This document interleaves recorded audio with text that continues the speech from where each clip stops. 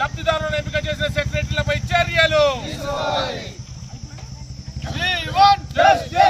Bharatiya Janata party Kubeer మండల శాఖ ఆధ్వర్యంలో ఏదైతే అప్రజాస్వామికబద్ధంగా ప్రజాస్వామ్య వ్యవస్థలకు తూట్లు పొడుస్తూ కాంగ్రెస్ ప్రభుత్వం ఇది ఒక ప్రభుత్వంలా కాకుండా కాంగ్రెస్ పార్టీ లాగా వ్యవహరిస్తూ ఇంతకు ముందు ఏదైతే ఇందిరమ్మ ఇండ్లు ఇస్తామని చెప్పేసి ఎలక్షన్లలో హామీ ఇచ్చిండ్రో ఆ హామీని నెరవేర్చుకునే క్రమంలో దౌర్జన్యంగా ప్రజల యొక్క ఎలాంటి అనుమతులు లేకుండా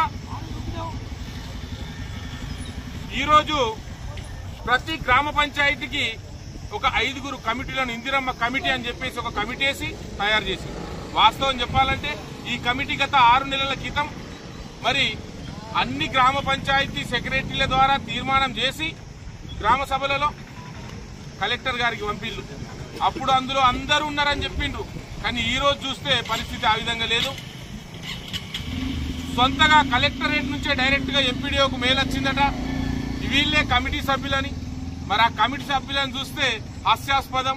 వాళ్ళందరూ కూడా ఒక పార్టీకి కాంగ్రెస్ పార్టీకి కొమ్ముగాస్తున్నటువంటి వ్యక్తులు, కాంగ్రెస్ పార్టీ కార్యకర్తలనే ఒక ప్రభుత్వం తరపున నియమించడం ఇలా సిగ్గుచేటు. గత ప్రభుత్వం బీఆర్ఎస్ ప్రభుత్వం కూడా ఇట్లాంటి చర్యలకు పూనుకొని ఇలా పుట్టగతులు లేకుండా పోయింది. మరి దాని మీద ఉన్న కోపంతోని ఈడేదో పొడుస్తాడని చెప్పేసి రేవంత్ రెడ్డి గారి ప్రభుత్వాన్ని తెస్తే ఈ ప్రభుత్వం కూడా అంతకన్నా దరిద్రంగా కేవలం కార్యకర్తలకు న్యాయం చేస్తూ ప్రజలందరినీ కూడా ఇలా దూరం చేసేటటువంటి పరిస్థితి చేస్తున్నారు. కాబట్టి దీని మీద మాకు బాధ అనిపించి ఎంపీడీఓ కార్యాలయంలో పంచాయత్ సెక్రటరీ తెచ్చిస్తే ఈ పంచాయత్ సెక్రటరీ ఈ యొక్క ఎంపీడీఓ గారు కూడా సిగ్గు లేకుండా ప్రజల సొమ్ముతోని వాళ్ళు ఇలా జీతం తీసుకుంటున్నారని సోయి మర్చిపోయి కలెక్టర్ గారి ఒత్తిడికి లోనై కలెక్టర్ గారికి వాటిని ఆ యొక్క లిస్టును యథావిధిగా పంపుతున్నారు. ఇవాళ మేము ఎంపీడీఓ గారికి వెళ్ళి అడిగినాం, అయ్యా మీరు ఒక ప్రజాప్రతినిధి ఒక పార్టీ చెప్పినట్టు నడుచుకుంటే ఇవాళ మరి ప్రజాస్వామ్యం ఏమైపోవాలని అడిగితే తను కూడా మేమేం చేస్తాం, కలెక్టర్ ఏం చేయమంటే అది చేస్తున్నాం, పని మీకు కావాలంటే కలెక్టర్ దగ్గరికి తోలుకపోతాని ఆయనకు ఒక జవాబుదారీతనం లేకుండా మాట్లాడినటువంటి ఎంపీడీఓ గారి తీరుకు నిరసనగా మరి ఇలా కలెక్టర్ గారు ఇక్కడికి రావాలా, మాకు న్యాయం చేయాలా. మరి ఎందుకోసం కలెక్టర్ అమ్మా నువ్వు ఇలా ఈ కమిటీలు ఎవరు చెప్తేసినావు? సీతక్క చెప్తేసినావా, తాయితక్క చెప్తేసినావా, ఇంకెవరైనా రేవంత్ రెడ్డి చెప్తేసినావా? అంటే ఇది ఒక ప్రజాస్వామ్య ప్రభుత్వం అయినా లేకుంటే ఒక పార్టీ నడుపుతున్నటువంటి ప్రభుత్వం అయినా అని చెప్పేసి దీన్ని తీవ్రంగా ఖండిస్తూ ఇలా మేము ఈ యొక్క ధర్నాకు దిగడం జరిగింది. రస్తా మీద ఉన్న కోపంతో ఈడేదో పొడుస్తాడని చెప్పేసి రేవంత్ రెడ్డి గారి ప్రభుత్వాన్ని తెస్తే ఈ ప్రభుత్వం కూడా అంతకన్నా దరిద్రంగా కేవలం కార్యకర్తలకు న్యాయం చేస్తూ ప్రజలందరినీ కూడా ఇలా దూరం చేసేటటువంటి పరిస్థితి చేస్తున్నారు. కాబట్టి దీని మీద మాకు బాధ అనిపించి గత వారం రోజుల నుంచి కూడా అనేక సార్లు విన్నవించుకున్నాం. ఎమ్మెల్యే గారు కూడా కలెక్టర్ గారి దృష్టికి తీసుకెళ్లడం జరిగింది, మంత్రి సీతక్క గారి దృష్టికి తీసుకెళ్లడం జరిగింది. ఎందరి దృష్టికి తీసుకుపోయినా ప్రజాస్వామ్య విలువల్ని కాపాడండి, ప్రజాస్వామ్యబద్ధంగా మనకు ఏదైతే పంచాయతీరాజ్ చట్టం ఉన్నదో దాని ద్వారా మనకు ఒక తీర్మానం చేసి గ్రామ సభలో ఆ యొక్క వాళ్ళని పంపమని చెప్పడం. లబ్ధిదారుల ఎంపిక ఏదైతే ఉన్నదో ఆ లబ్ధిదారులను కూడా ఈ 5 సెలెక్ట్ చేయాలా. మరి ఊరోళ్ళందరూ చచ్చిపోయినా అని మేము అడుగుతున్నాం. ఇంట్లో కూర్చొని ఆ లిస్టుని తీసుకొని వాళ్ళకి ఎన్ని యూనిట్లు వచ్చినాయి అన్ని యూనిట్లకు టిక్కులు కొట్టుకొని తెచ్చి ఎంపీడీఓ కార్యాలయంలో పంచాయత్ సెక్రటరీ తెచ్చిస్తే ఈ పంచాయత్ సెక్రటరీ ఈ యొక్క ఎంపీడీఓ గారు కూడా సిగ్గు లేకుండా ప్రజల సొమ్ముతోని వాళ్ళు ఇలా జీతం తీసుకుంటున్నారని సోయి మర్చిపోయి కలెక్టర్ గారి ఒత్తిడికి లోనై కలెక్టర్ గారికి వాటిని ఆ యొక్క లిస్టును యథావిధిగా పంపుతున్నారు.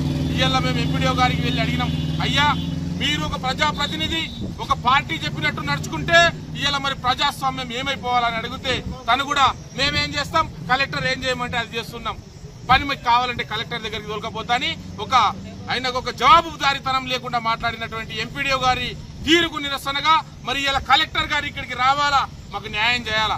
మరి ఎందుకోసం కలెక్టర్ అమ్మా నువ్వు ఇలా అనేక సార్లు విన్నవించుకున్నాం. ఎమ్మెల్యే గారు కూడా కలెక్టర్ గారి దృష్టికి తీసుకెళ్లడం జరిగింది, మంత్రి సీతక్క గారి దృష్టికి తీసుకెళ్లడం జరిగింది. ఎందరి దృష్టికి తీసుకుపోయినా ప్రజాస్వామ్య విలువల్ని కాపాడండి, ప్రజాస్వామ్యబద్ధంగా మనకు ఏదైతే పంచాయతీరాజ్ చట్టం ఉన్నదో దాని ద్వారా మనకు ఒక తీర్మానం చేసి గ్రామ సభలో ఆ యొక్క వాళ్ళని పంపమని చెప్పడం జరిగింది. కానీ ఆ లిస్టును అట్లా పంపకుండా వాళ్ళ ఇష్టమట మళ్ళీ ఇప్పుడు పోని తీర్మానం లేకుండా కమిటీ చేసిండ్రు, దానికి కూడా ఒప్పుకుందాం.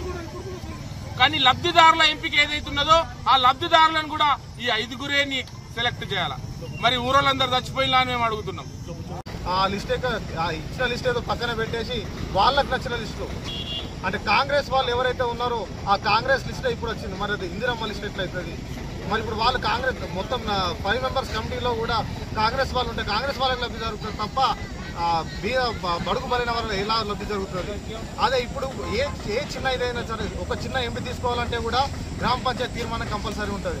కానీ ఇప్పుడు ఒక 5 లక్షలు ఇల్లు కడుతున్నారు అంటే కూడా గ్రామ సభ లేకుండా గ్రామ సభకు సంబంధం లేకుండా వాళ్ళ 5 మెంబర్స్ సెలెక్ట్ చేసి ఇప్పుడు ఇందిరమ్మ లబ్ధిదారులకు కూడా వాళ్ళు ఎవరైతే వాళ్ళు ఇంట్లో కూర్చుండి సెలెక్ట్ చేస్తున్నారు. ఇది ముమ్మాటికి అప్రజాస్వామికం. ఇదేదైతే అప్రజాస్వామికంగా కమిటీలు ఎన్నుకున్నారో ఆ కమిటీని రద్దు చేయాలా. అలాగే ఎవరైతే ఇప్పుడు కుబీర్ మండల్ లెవెల్లో 700 చిల్లర వచ్చినాయి ఆ లబ్ధిదారులను ప్రతి గ్రామ పంచాయతీలో గ్రామ సభను నిర్వహించి ఇక్కడ లబ్ధిదారులు ఎన్నుకోవాలని మేము కోరుకుంటున్నాము.